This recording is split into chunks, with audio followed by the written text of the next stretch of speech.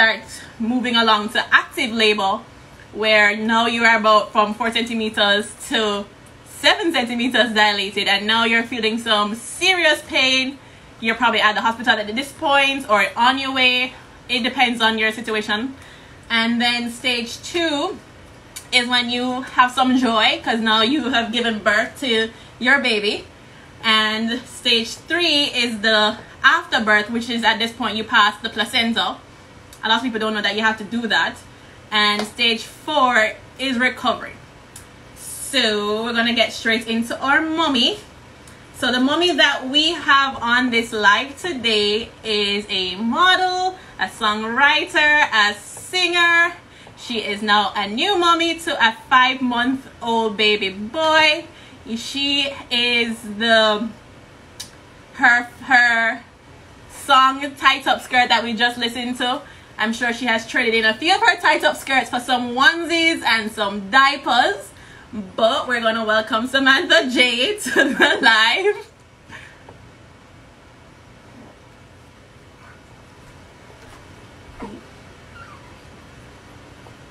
One second, guys.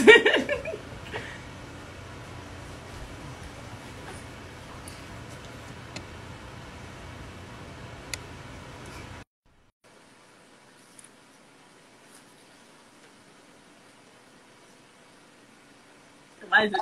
Okay. Hey, hello.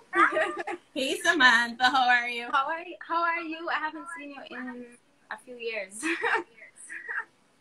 So, I know before you came on, we were talking about, we had to breastfeed our baby. So, how has motherhood been for you thus far? Well, I've been enjoying it. She sighed. I enjoy it. Other than the no sleep part, I just finally start to get some sleep because the baby's sleeping more often now. 6 hours now. So I'm like, oh, okay. So has life changed? I know you're an artist. Now you're into momming. Like, has anything changed with being a mom and being an artist? Is it difficult? You want to give us a little bit about that? Yes, girl. Everything's changed for me. Like even mental state, how I think about things. Now it's like baby first. I have to make sure he's okay. I have to focus on him for a little bit longer. Probably like 6 for even focus on doing my music properly again. Because it's like I try doing my artistic stuff, but it's so hard when you have a baby.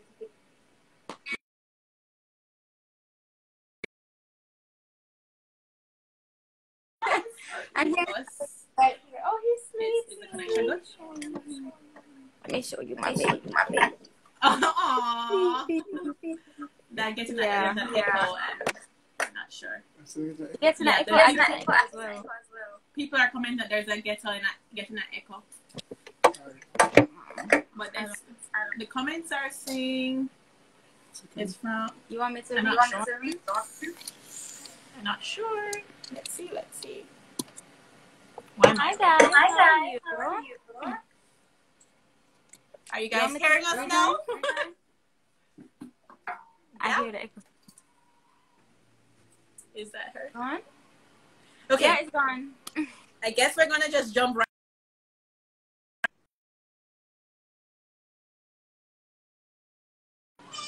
All right. Yeah, so we're gonna jump right into our labor and delivery topic, Samantha. So this is your floor. I don't know if you want to tell us, if your water broke, just give us from start to finish. I don't know if you can remember everything because I know it has been a little time since, but yeah. It's how was, as you said, so it's kind of hard to remember everything, but the experience was life changing. So I was in labor for about more than 15 hours. What? My water, yeah, I was feeding contractions for a very long time. My water, it was like 15 9:30 hours? in the morning. Yeah. Yes. 9:30 in the morning, and I just felt, little water come down. I was like, oh my God. and I feel like a bit cramping start coming, and it was like every 10 minutes. I was like, damn, that's close already. And it was every 5 minutes. I was like, okay, we need to go. Wow. And my man just rushed me to the hospital, and then when I got there, they were like, you're only 2 centimeters dilated. I was like, what? I know. Two? You think that you're like at least at 7 centimeters with all the pain that you're feeling, but nowhere close. No, and the funny thing is, like, a couple days before that, I went to the doctor and to the gyno and had a checkup, and they said I was already 2 centimeters. So I was like, what? It didn't even move yet, and I'm feeling like contractions and everything. So when I got there, they checked me and everything. The contractions got so bad. I tried not to take epidural, you know, like, you really don't want to do it. You didn't take it? I tried up until like the 12th hour. I was like, okay, I can't do this. My mind said, I was literally like, what? Give me the damn epidural. You have to do it. Give me it. I was begging for it. After that, because the contractions were just coming and coming. And actually the worst part, I don't know if you had the same experience, but I was really nauseous. Like, the contractions were okay. Right before you got epidural or after? During the whole time. Because I had hot flashes after the epidural. Like literally, like Warren was saying, you know, it's so cold. And I was in there like, you know, they need to turn up the AC. I was getting really miserable because it was so hot. And it actually, after getting the epidural for me, I actually threw up. I'm not sure if that's something that normally happens. But as soon as I got it, I went, and I was dying for heat. But after like 5-10 minutes, I was pretty okay. Man, I didn't vomit. I vomited a million times. Stop vomiting. Like, they literally gave me this little bag from they have them ready, this little bag, and I had it there the whole, like, they had to keep changing it because I know this is gross, but it's just a part of it. Yeah, exactly. They gave me meds for it as well, and didn't work. Wow. It didn't work. So the whole time, So you were just nauseous as soon as you got the epidural? No, before. I was nauseous my whole pregnancy, but as soon as the contractions start coming, yeah, I was so nauseous and vomiting so much that I had like a whole burn on my face. It was horrible. Oh my gosh. But at least the mummies on here and the mummies to be can know what to expect if that happens to them. So, you know, it's fine. But wow, that's interesting. Yeah. And okay, so I got the epidural. I didn't want it. I got the epidural after a while, after 12 hours or so. And oh my gosh. Because of all the pain and the vomiting, I literally just passed out. I passed out in bed. Yeah, I just passed out and I was sleeping. It was like 1 o'clock in the morning now. And everybody was in the room. It was my man, my cousin, and Sashik. Oh, and you had a whole room full. Yeah, and they were there waiting the whole time. Like, yo, the baby's not going to come. Like, it's been how many hours? And they had to rub my back because even with the epidural, like, I have scoliosis. I have a slight scoliosis. So, first of all, I didn't want to get epidural because of that. I was very scared because, you know, like, my spine isn't straight, so they could... Oh, I understand. They could completely cripple me. Yeah. So I was crying because I really didn't want that. And the best part of it was actually the push because he came quick. Very quick, yeah. Yeah, I pushed 5 times. Mm-hmm. And I didn't tear. That's great. and I was so... Because the lady was like, the nurse, I was like, please, I don't want to tear. Like, please help me. I don't know what that was your concern? Like, yes. I was like, please, I don't want to tear. She was like, okay, I'll figure something out. And like, she took, I don't know if it was a lube or something. And literally my boyfriend said she washed her hand in the lube and went in and like massage to open up the cervix. Yes, massage it. I was like, oh my god, I couldn't feel it because of the epidural. But yeah, she literally like went in and like did her thing, and I didn't tear. That's great. Yes, I mean, I was worried about it because because I don't want to have to deal with that when I have to be breastfeeding and I want to work out, and you know, it's scary. I was very scared of that. I know the baby was okay because the heart rate was fine. Mm-hmm. Actually, at one point, my man, like, he came to, like, rub my back for me, and he stepped on the wire that was, like, checking the heart rate. And it stopped. And it stopped, and the nurse ran in and was like, we're going to have to do a C-section. I was like, what? No, I was terrified. I was like, blank out. Blank, like, my man was like, no, I stepped on the wire. I just told you I stepped on the wire. She's like, no. I was like, please just place it back and just check. And then 2 minutes after that, when he checked, it was fine. I was 10 centimeters dilated, ready to go. I was like, you guys almost caught me, and I'm ready. I had a similar experience.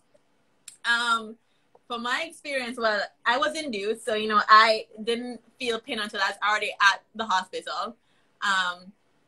But after I got my epidural, you know, I was, after throwing up and having my hot flashes, of course, you're bedridden for a little while. I think by that moment, I was like around 4 centimeters.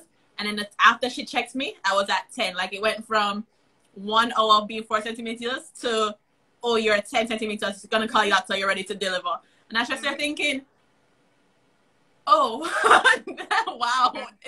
So mine wasn't as long as yours. Mine actually was probably, I don't remember the exact, like, how long, but I know it was probably like 6 hours of labor. It was really short in compared to your long hours. I wish. And I only did 3 pushes. Like, wow. But that also like the size of your baby. I don't know if that was it, if that helps. Mm-hmm. But my little one, she is really small, so I don't know how big your boy was. I think he was 6 pounds 15 ounces, so like one away from 7. But then you're so small, so I don't even know if that. So my baby's around 6.5 too, so you know, I don't know. But yeah, I don't know. Did you have like a doula during your pregnancy, or? No, I didn't. I did not. You weren't interested in that, or? Honestly, I was, but I feel like the time went by so fast that I was, and I had so much support. Like my mom actually grew up. She was trying to make it for the delivery, but the baby came like 2 days early. Early for her flight, but he actually was 2 weeks early. Wow, yeah. Yeah. But, I had a lot of support. My mom, my grandma, my aunts. I had a lot of support. So I didn't feel like there was questions that I need to ask that I didn't have answers to. I felt like I was pretty prepared. The only other thing that I forgot to mention, because they wanted to make sure I was dilating, because I went from, I think, 7 centimeters to 10, like, real quick. Mm-hmm. They put like this, I don't know what it's called. They put like a balloon, blew it up. And then they said that it's gonna take a couple hours and my body will push it out and then I'll be ready. Wait, where did they put the balloon? What do you think? It's not a balloon, but it was like it's basically like a balloon. They put it in and they pumped it. And wow. Help you to open up, help you to dilate quicker. But as soon as they put it in, it came out in 10 minutes and I was like, oh my God. And that's when the whole thing happened with the wire and me freaking out about C-section. That's so interesting. Like, I know from my experience, before I was moved into my labor and delivery room, I was 1 centimeters for like forever, because the week before, at 38 weeks, I was 1 centimeters. Yeah. And then at 39 weeks, I was 1 centimeter. So when I got into the hospital and they were doing all these, I want to help you get your cervix to open more and more. And I only got, I think I moved from 1 to 1.5 in probably like 4 hours. And I just started thinking, that didn't work. My goodness. And then when they moved me from that room to the labor and delivery room, I was only 2 centimeters dilated. So I didn't even increase that drastically anyways. And they were moving me into labor and delivery. And I just started thinking, okay, why? But, you know, my water was manually broken by my doctor. So I wasn't really feeling much pain until after that moment. So before I was like walking around and, you know, enjoying Wait, enjoying so you had contractions before your water broke?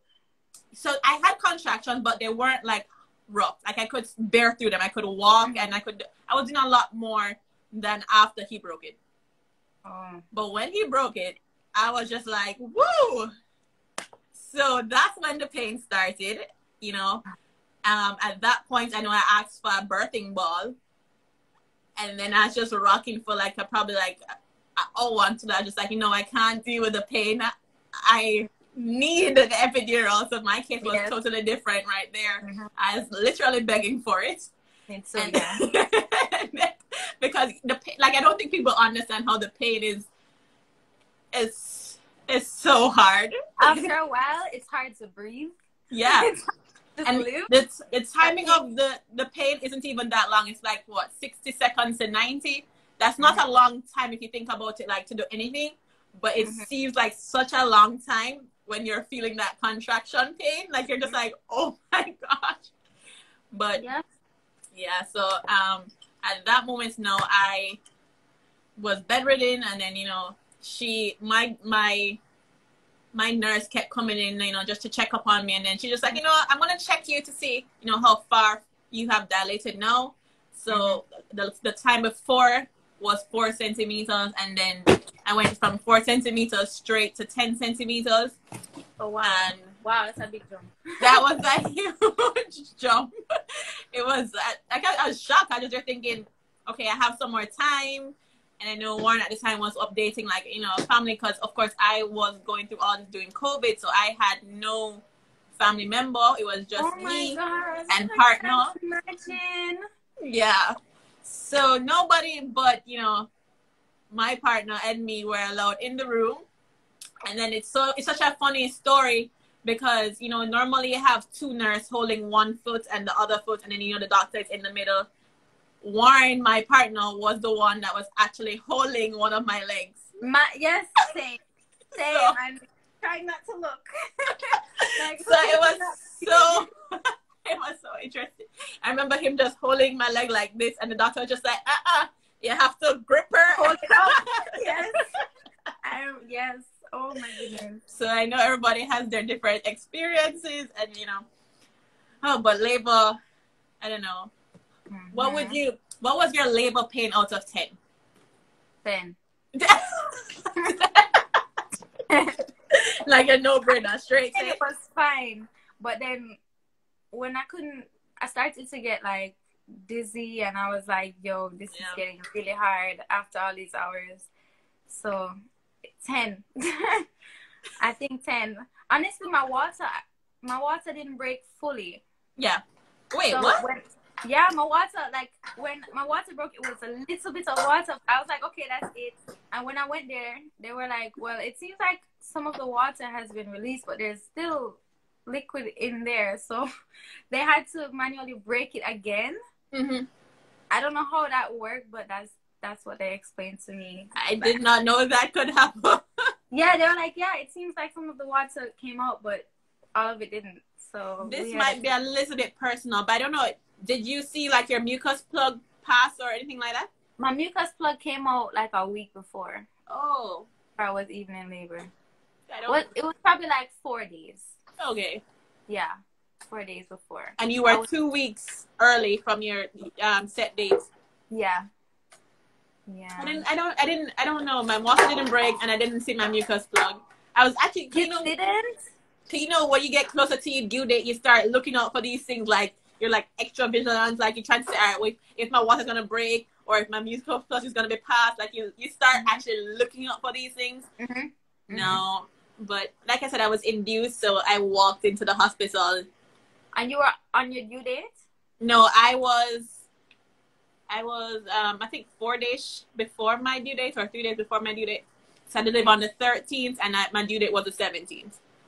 And I'm actually not sure why I was induced, but when he said he was going to induce me, I was pretty happy about it because I was ready. I was ready for her to come out. Like, It was, yeah. So I was ready, but I'm not really sure. I know there's reasons why they induce you, but I wasn't beyond my due dates, and I wasn't having any pains, or my blood pressure wasn't high, so there wasn't any. What was that? It could be because you were dilating. Yeah, but she was low from like, I think like 2 weeks before, so I don't know if that was why. Because I know every time when he checked, he was just like, "Oh, baby's low, baby's low," and I just started thinking, yeah, but she doesn't want to come out. But yeah, I don't know if you know about cord blood banking. Were you ever interested in doing that? I thought about it, but I think it's, you know how Kim Kardashian like ate her her placenta. Like every time I think about it, I'm just like, I'm like, okay, I get that there's nutrients, but I don't think I would never wanted to do it now. I thought about it. Like I thought about, you know, how it would be good for her, you know, but you know, I'm not sure. Like breast milk, anyways. You know, you're getting all that nutrients, right? Because I know there's some people that keep it, and then I know you can do it like publicly or privately, and they kind of research on it. And like I was reading up so much about, you know, actually keeping it, and then I just started thinking, you know, I don't think my mom kept it, and I think I'm fine. Exactly. I don't know. Everybody each their own. If you want to go the extra mile, that's great for your baby. Sorry. Yeah, I can't stomach it. You can't. So you don't? Did you even see like when you were passing your placenta? Like, did you see any at all? Yes, passing the placenta. Like I was so interested in the baby, but then I was like, oh wait, I want to see it. So the nurse brought it around and was like, this is the part where the baby got the food from. She literally held it up. It looked like a huge organ. Yeah, it was just a huge organ. Sometimes it can be the size of your baby. It's so weird. Yeah, it's yeah. I didn't look at mine, but I remember like when the baby's on my chest, he's just like, you still have to make a push because you have to get the placenta out. And I'm just thinking, more? Right. It's like delivering another baby, but not as bad. I could feel it moving out. Like my body was like naturally pushing it. Yeah. Yeah. You want to explain how delivery was for you? Meaning, like, I know you weren't able to feel like the actual, you know, pushing pain, but like, how was that whole experience for you?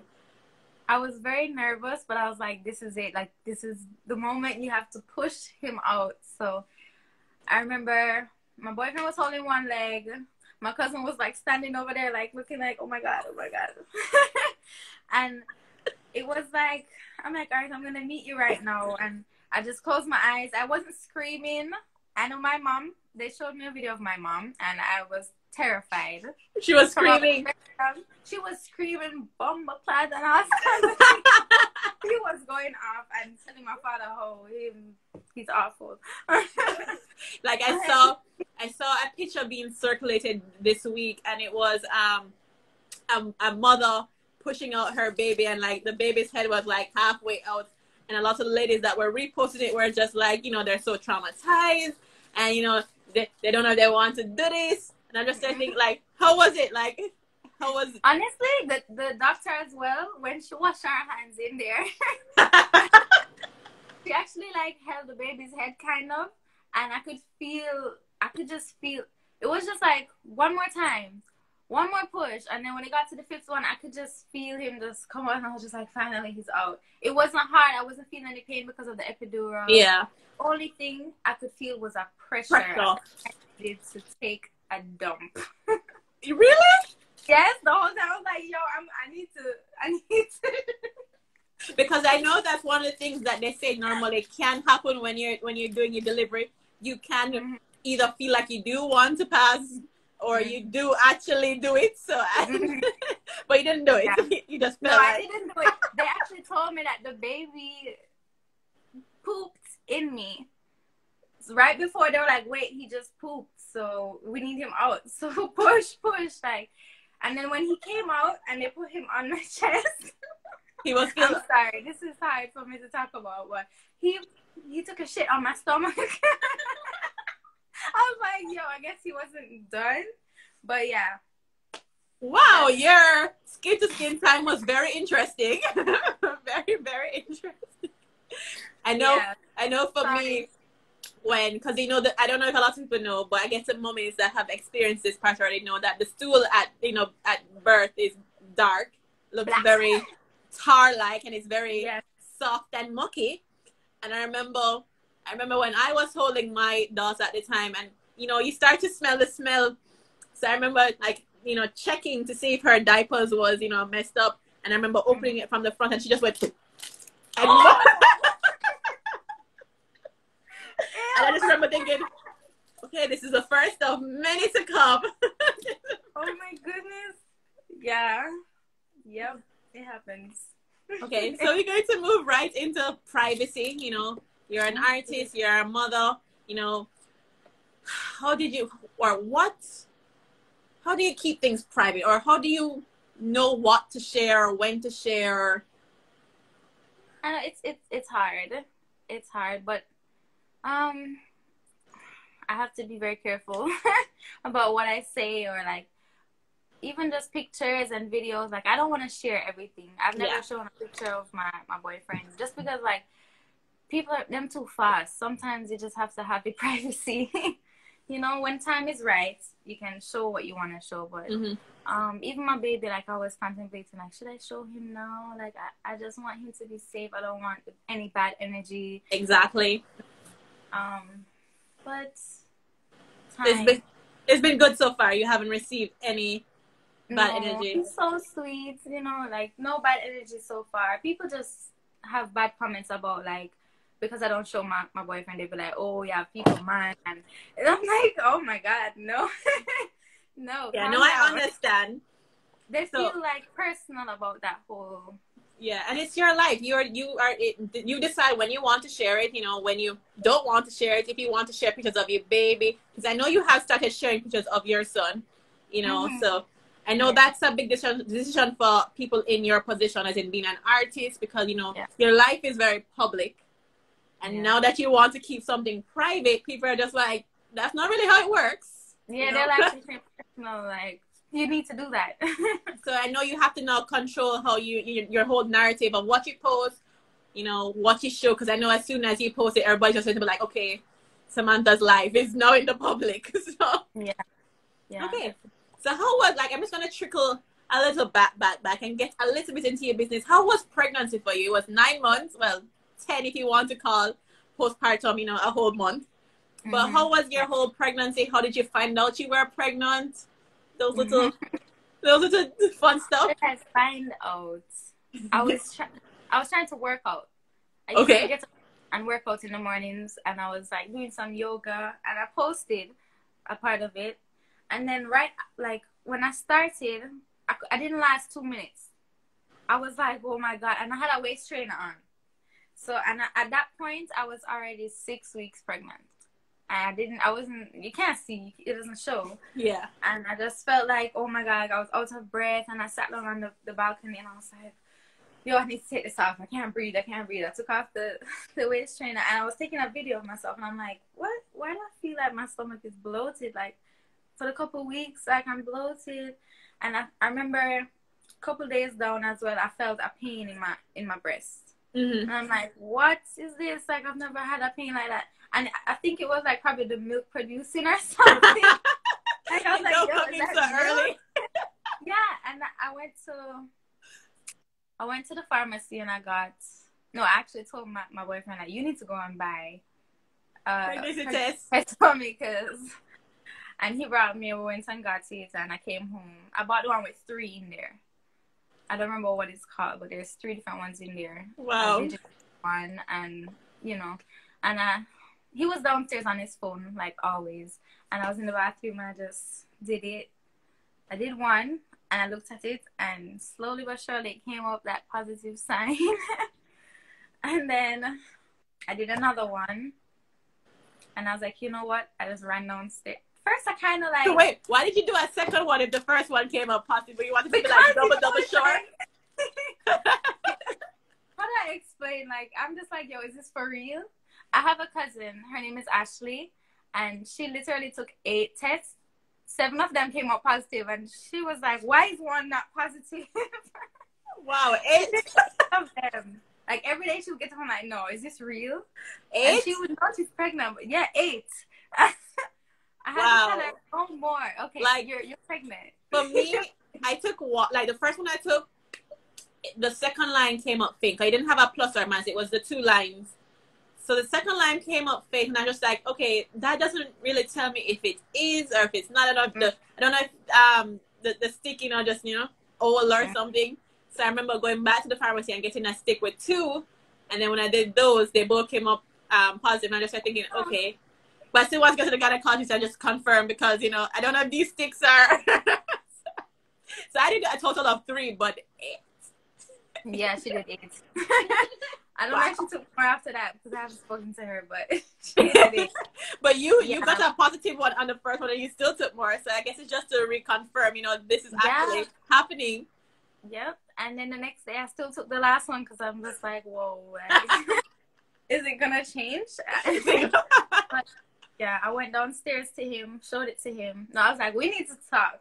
That's exactly what I said. We need to talk. He was like, what? Oh, my God. And I just showed it to him. We both just, like, froze. I didn't talk. He didn't talk. And he started looking at me like, what are you thinking? Like, feeling. I'm like, I'm going to have a baby. We're going to have a baby. Yeah. And, emotional. Like, yes, very emotional. So how was your 9 months? Were you nauseous? Did you have any cravings? Oh my God. I just craved lemon. I would literally eat lemon, drink lemon water. I couldn't drink water at all the whole night, which is really bad. I was so worried that I wouldn't have enough fluid in my placenta. But the doctor said I could drink Gatorade or anything that I could drink, just drink it, like liquids. So why couldn't you drink water? What was that? It made me nauseous. Oh, the water made you nauseous? Yes. That's so interesting. Cold or not, it made me nauseous. I had to put lemon or like honey in there, something. Wow. I couldn't just drink water.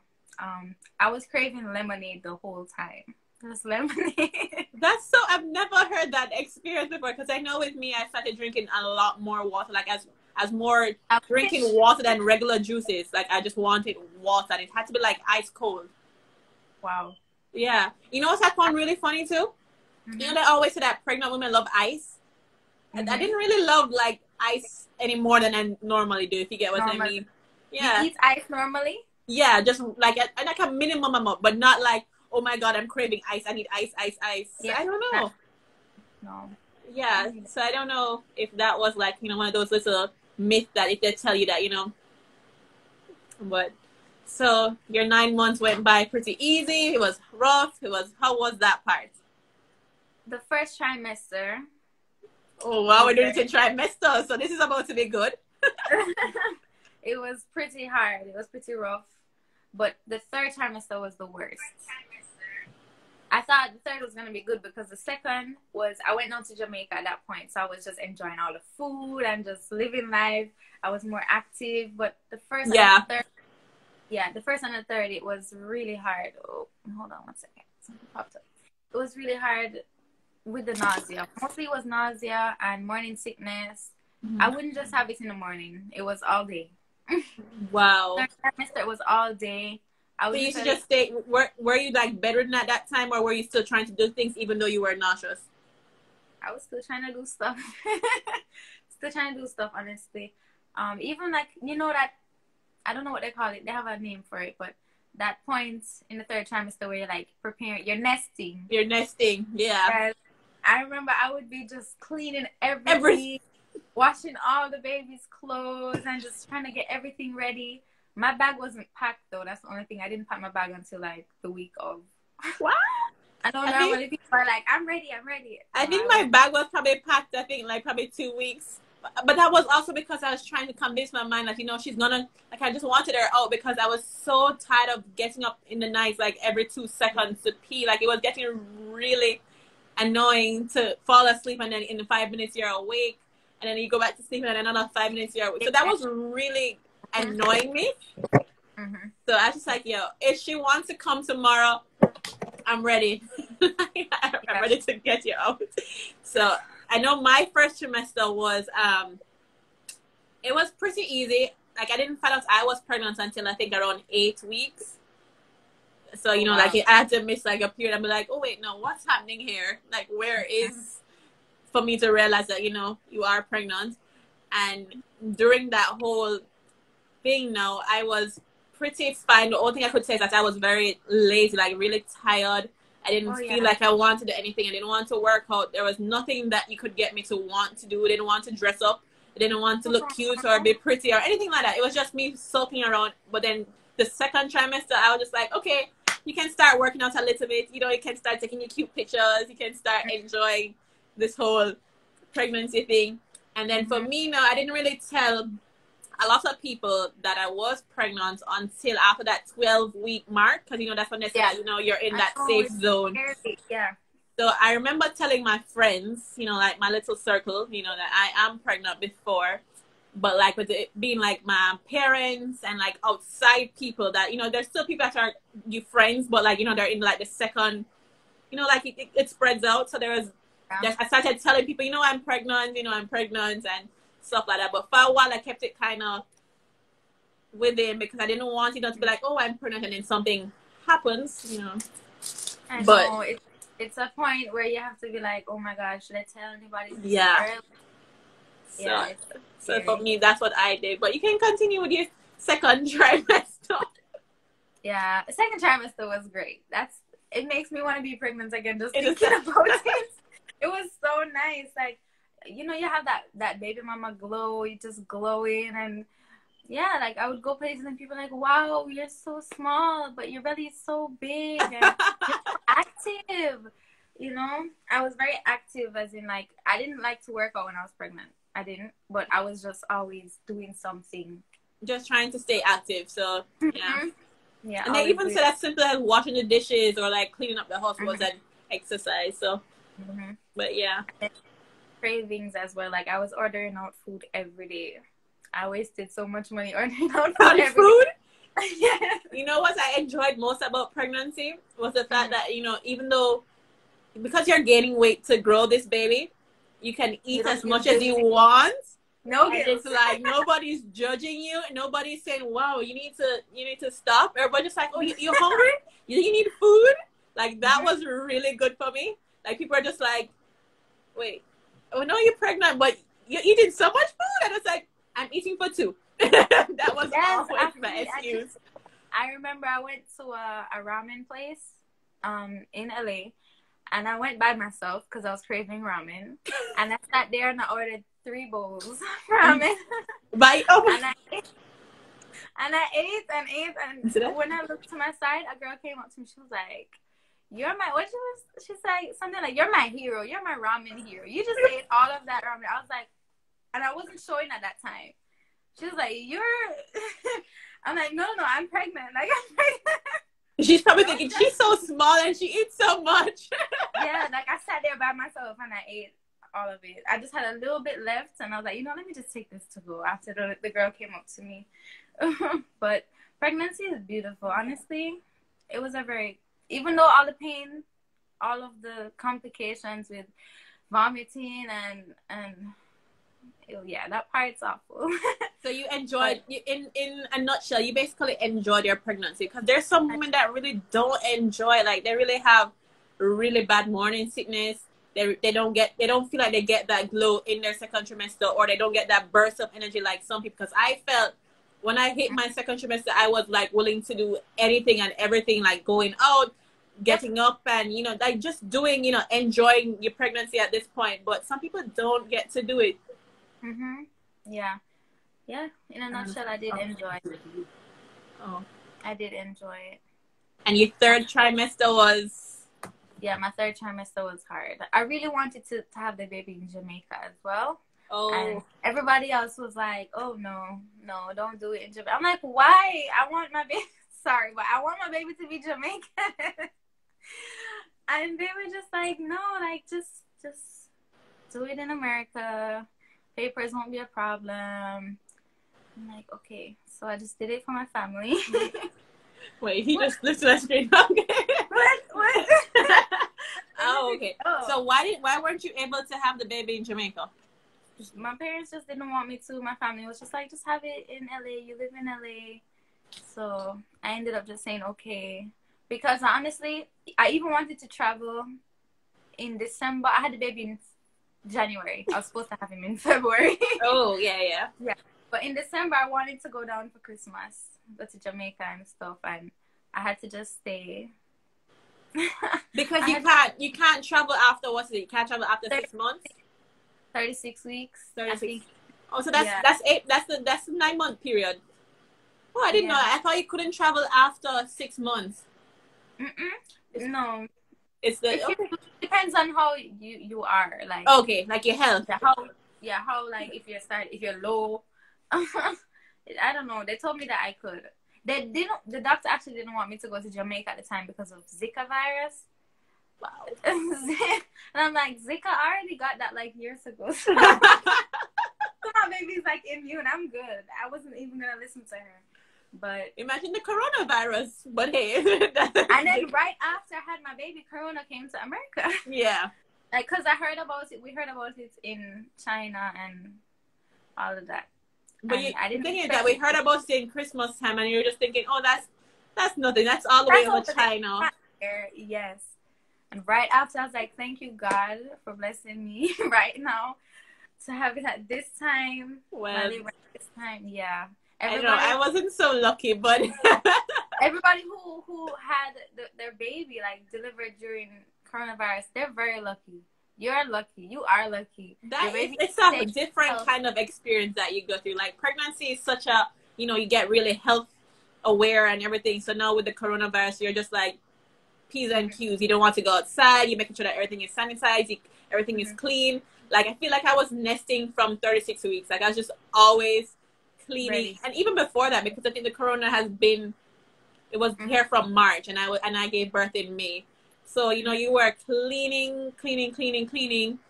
And then now, when you hit your nesting section, like, you're just like over cleaning. Because I remember cleaning the night before I was induced, and I was up at like 4 o'clock, and my partner at the time was just like, "You're cleaning again?" And I'm just like thinking, yeah, I'm just up. Yeah. I'm awake. I remember nesting. I literally threw out so much stuff. I was like, we need to get rid of all of this. We need to get rid of. I threw out so much stuff. Even even my clothes. Like, because for me, like, we weren't planning to do a nursery. We fixed up a nursery setting the night before that I was induced. Because we were just planning to just, have like a room with all of our stuff, but not actually fix up the space to have like her crib in there. Because we know, of course, we have her in the bassinet at the moment because she's still, pretty young. But the night before, we're just like, let's just do a nursery. And I just started thinking, the night before. I noticed there's a comment that says people are trying to comment. People are asking questions and you guys not seeing it. I didn't know. Let me see. What I'm going to do, guys, is have her answer you guys' question when she's done with this topic here. I'll let her answer you guys' questions. I'm like, oh, I'm sorry. I didn't mean to like ignore anybody. Ignore them, right? Yeah. Yeah, but I guess we probably could answer them since they're so eager to have you answering the questions. I'll ping them. Okay, you pick. What was it? Metallic taste? Wow. From what? And this question is very vague. Yeah, no, I don't understand. I don't remember that. I don't remember experiencing that, no. I had the acidic taste in my mouth from all because the vomit. The vomit, I was going to say the lemon. No! The lemon actually helped me. I don't know. Sorry.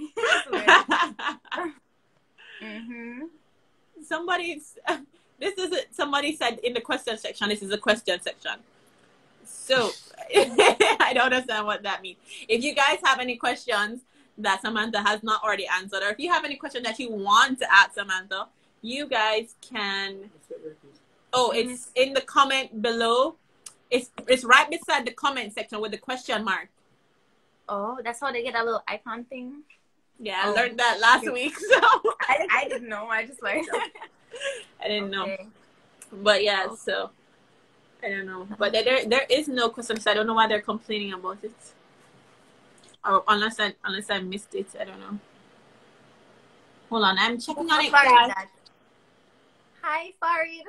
I see a Farid. Oh God.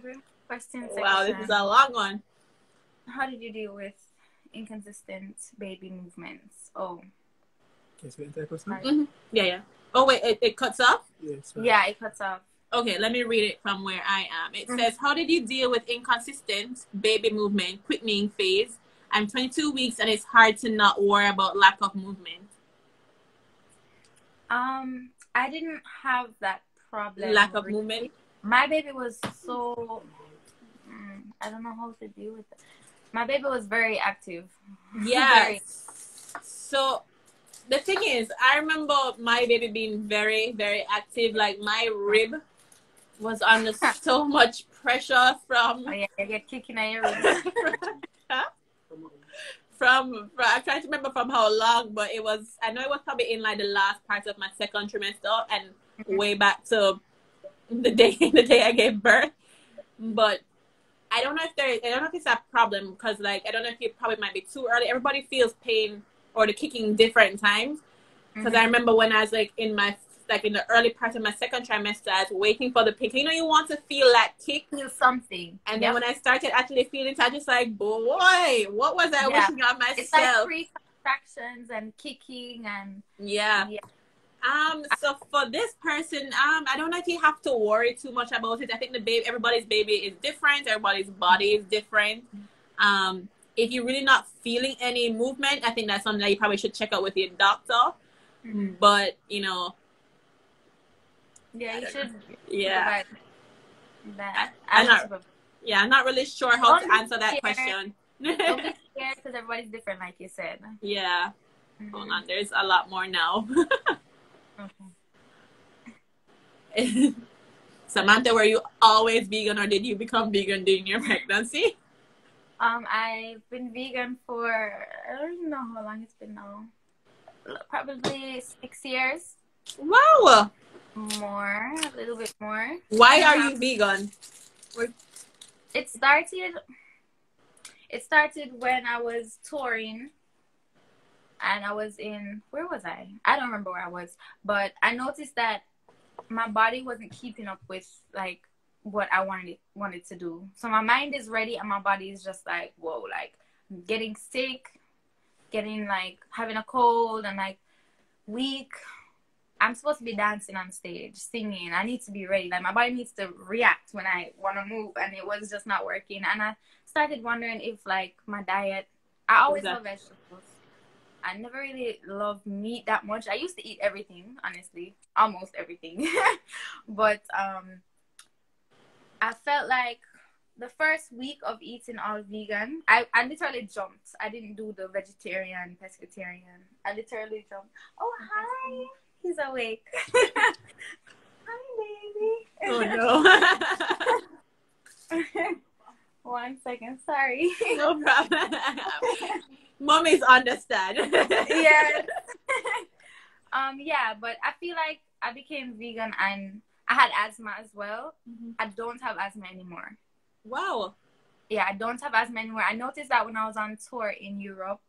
I think I was in Norway at the time, and we had to run in the rain to the bus from the stadium into the bus, and I was fine. I went in and my manager was like, "Oh my God, like you're not dying right now." Because normally I had really bad. I wouldn't be able to breathe in the rain and run in the rain or nothing like that. So I got rid of that.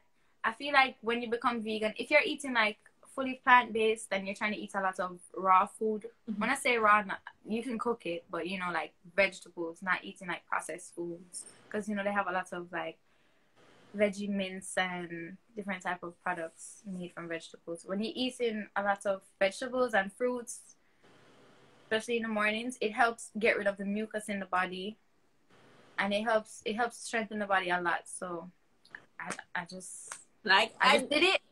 Went with it. I don't know if that's something that I could do, man. It's so, you have to be so strong to give up those meats. For real. Actually, when I was pregnant, I craved everything. I craved fish. Oh my goodness, I wanted some steamed fish. And you know, when I was in Jamaica in my second trimester, I wanted steamed fish, and my mom cooked up something without fish. She cooked up all of the okra and the bami and all of the good stuff, just like with the fish, but without the fish. And it was so good. It was like, it helped get rid of the craving, because it was like, all right, I got that now. So you were one of those people that after you ate what you were craving, you no longer wanted it. Yeah, I was good. That was me too. Once I got what I craved, I no longer needed it. Mm-hmm. So this person is asking you if you breastfed. Yes, I'm still breastfeeding. 5 months, and I'm so proud. I know, right? It gets easier, but yeah, I breastfed the moment he came out. And they put him on my chest. He actually just latched on the like, oh my God, he just latched, and I was like, wow, it's beautiful. The first couple of weeks was hard, yeah. This actually was my topic on my last episode, but I'm gonna ask you, how was breastfeeding for you? How is breastfeeding for you? The first couple of weeks was very hard. I had like swollen red nipples, and I had a lot of milk too. My breasts were very like full. Wow. And I jumped from a size 32B to a 32 double D. I think that was one of the things that I was like, no, I wouldn't say that I was vexed about, but it's like when when they say that when you get pregnant, your breast is gonna get bigger and all. You was worried? That don't happen. Like, yeah, now that you're breastfeeding, your boobs do get filled with milk and stuff like that. But I thought during my pregnancy I was gonna get plumpy, you know. Like, no, afterwards I feel like my breasts got very big. Way do bigger. You plan? Oh, it says, guys, do you guys plan on having more babies? I'll let Samantha go first. What? You put me on the spot now. Okay. I think about it sometimes. Actually, like when you look at your baby and you see your baby growing and you're like, oh my gosh, you're growing so big. I remember when you were like this small, and like I'm like, oh, I might want one more right now. But and then she cries and then she poops and then you're just like, and I'm like, okay, I can wait. Yeah. So when do you see yourself having another one? In another how much years? I don't know. I think I don't know. I do want another baby. I want a girl now because, I have my boy. Yeah. I wanted a boy first, so hopefully I can get my girl next. Because some people don't care if they get a boy or girl, but I just want a girl now and then I'm done. That's me. Like before, when I was finding out what I was having, it's like, what do you want, girl or boy? I think every time before, when I was going to my appointment, my doctor keeps saying, what do you want? What do you want? And we just go quiet. Like, I was like, it doesn't matter if I get a girl, yay. If I get a boy, yay. So I got the girl, and I'm just like, okay, the next one, I know what I want. I want the boy. Yep. It's a question. Do they allow you to poop before it's time for push?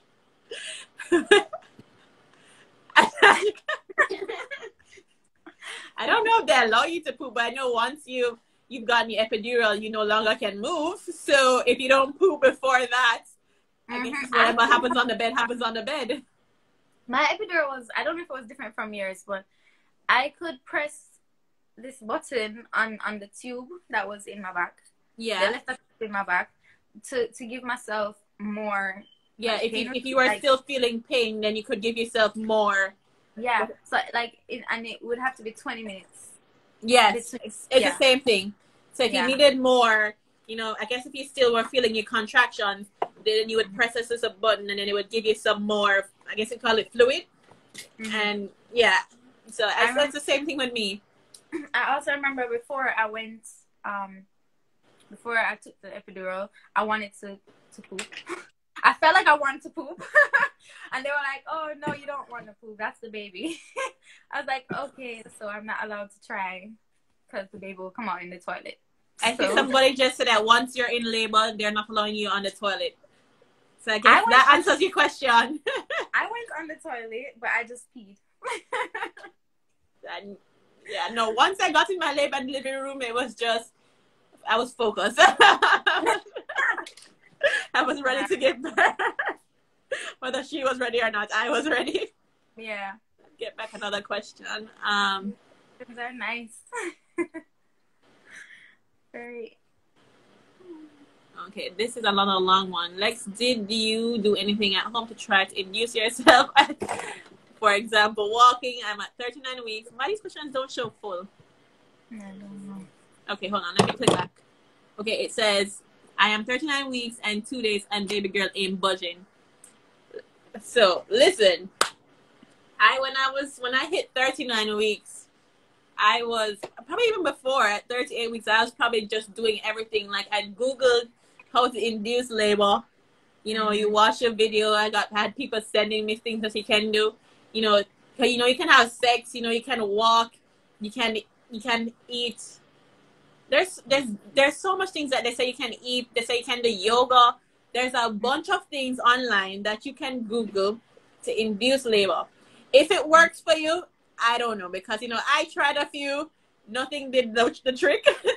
I had to go in, set a date and everything and go in, but I don't know. Samantha didn't have that experience. I don't know how much she can. No, I feel I didn't have to do. I didn't want to. Yeah, you wanted to. I was like, no, my baby's gonna come out. I honestly didn't want him to come out yet. I was just like, I liked my pregnancy that much that I didn't really try anything other than I bought the ball, the pregnancy ball. Yeah, and I would bounce on it, but that was just because it was helping the pressure on my back. Okay, guys, so we have 1 minute and 45 seconds remaining. So I'm just gonna take like 2 questions, and then we're gonna wrap up with Samantha. So, wait, hold on. Let's say one more question. Were you thirsty during your contractions? No, not really. I didn't really. No. Well, she wasn't really drinking from before. She was only drinking lemon. All I drank during my hospital visit during labor was apple juice. But it wasn't like, oh, I'm thirsty. I think, I don't know if I was like thirsty, but I was sipping on like water, and I think there was a limited amount that you could actually have anyways. So I don't know, but it wasn't like, oh my god, I'm dying for thirst kind of situation. I did feel kind of dehydrated though. My lips got dry. I don't know if it's the hospital, but I had to keep on applying lip balm. I even got my makeup done. Like, I was doing my makeup. I had my cousin clip up my hair for me. And I was just drinking the apple juice. Okay. And in labor. All right, guys. I'm sorry for the questions that we didn't get to answer, but we are coming to an end for Rookie Mommy. So I just want to thank Samantha for coming on my Rookie Mommy series. Thank you for telling us all about your experience. This live will be on my page if you guys want to rewatch it. If there's any questions that you guys want to further ask Samantha, I guess you guys can slide into her DMs and ask her if she's willing to answer. But I just want to thank Samantha for coming on my episode 2, and sharing her experience about privacy, labor, and